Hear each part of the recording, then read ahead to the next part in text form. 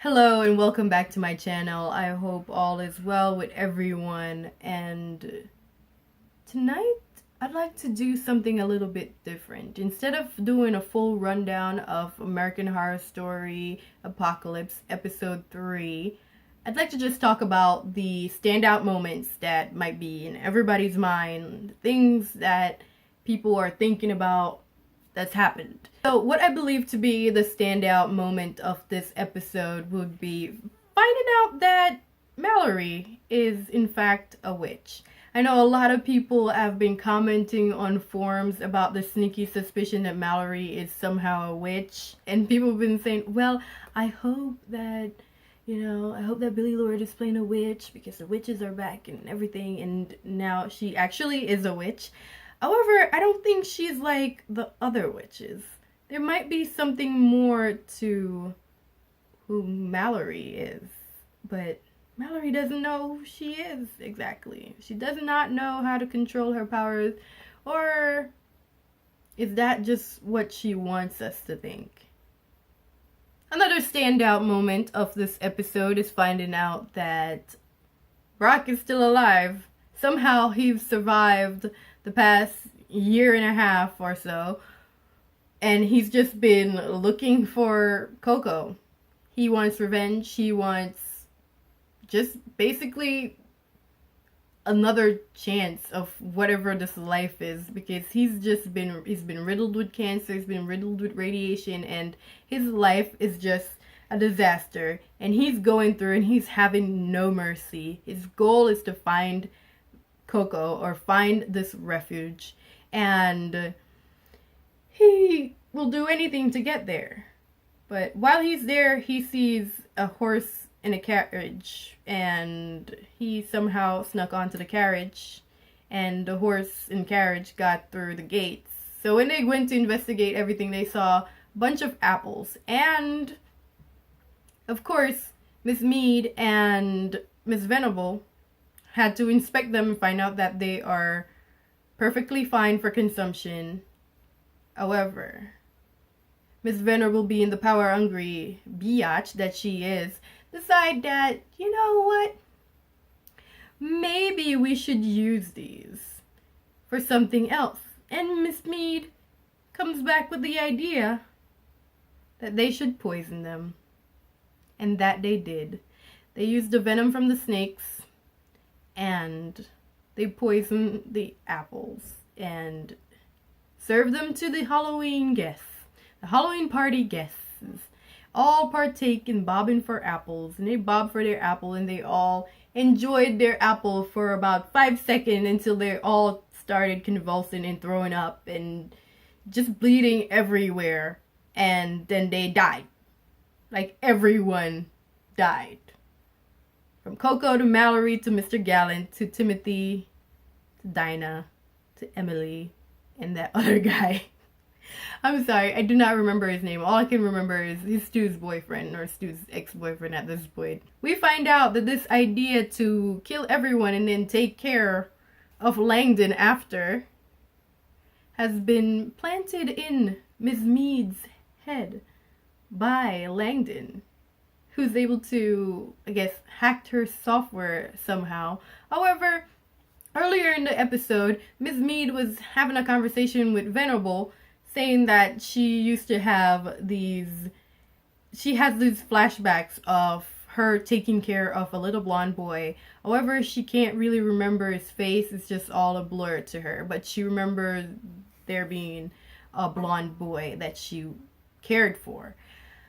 And it turns out that that little blonde boy was Langdon. And he's been controlling her for quite some time now. And she shoots Venable, and Venable's dead. Venable is dead, at least for now. She's dead. I don't think Michael Langdon is going to revive her anytime soon.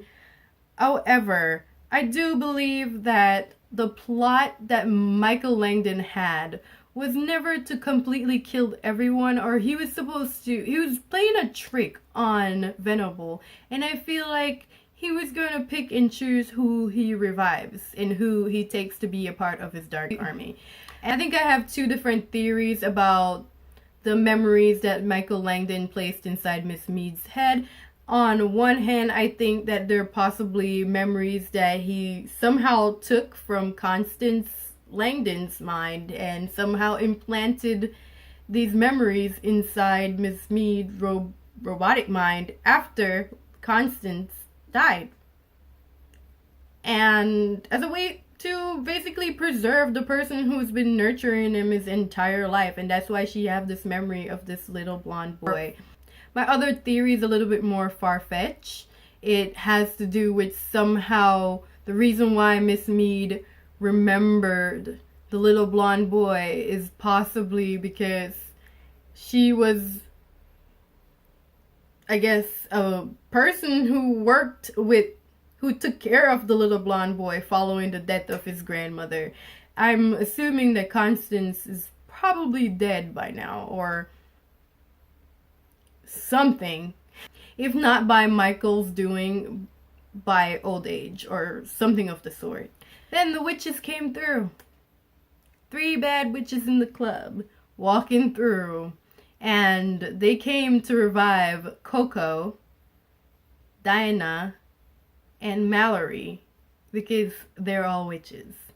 When Cordelia comes in with her crew to revive everyone, it makes you think, why aren't they wearing any protective gear? Are they somehow enchanted that they cannot be touched by radiation? A standout quote from this episode would definitely be Madison Montgomery kneeling down over Mallory and asking her if she thought she would never see her again. In, the Madison Montgomery snarky, spoiled brat type of way. And I think it's supposed to be some sort of fan service for the fans of Scream Queen who also watch American Horror Story.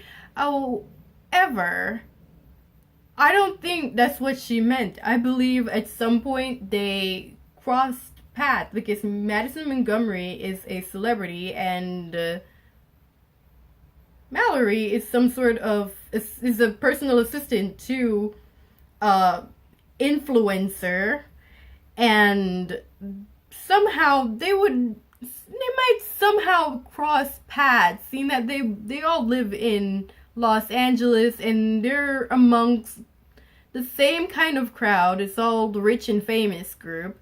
That's who Coco hangs out with, so that's probably who Mallory is around. So it makes sense that she would somehow come in contact with Madison.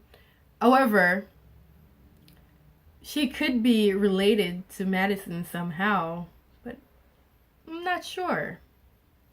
Possibly they could be long lost cousins, or the people who we think are dead are not dead. I don't think Mr. Gallant would necessarily be back because of the whole exchange between him and Langdon last week about him being so pathetic, and I don't think he has any use for him. However, I do believe that we will be seeing Timothy and Emily back again because their story is not wrapped up. Why were they so special to be saved, but not special enough to survive this poisoning? At least we understand why Mallory and Dinah and Coco were saved by the witches. But why exactly what was the point of Emily and Timothy? Why were they so special? I don't know, maybe somehow Cordelia is going to find out that they are witches, or they're from a line of witches, and that's why their DNA was a little bit different and stood out. Or maybe Langdon himself will revive them. It's a toss-up between who gets to revive Timothy and Emily. Is it going to be Langdon, or is it going to be Cordelia? What exactly is going to happen? The big question I have is, why was Langdon so shook about Mallory, but not so shook about Dinah or Coco if they're all witches of the same caliber? Perhaps Mallory is a higher level of witchiness. I think Michael Langdon's comment about Mallory, about him killing all of them, or thinking that he killed all of them, was just something that we were supposed to look at. We were supposed to think, wait, if he thinks that he killed all of them, yet we know that in this moment in this episode alone, we see 6 different witches. And he was thinking that he killed all of the witches, or is he thinking that he killed all of that level kind of witchness? Like, what's going on? I do believe that she is of a higher caliber of witchiness. She is a special witch. She's not just like your average Coco or Dinah.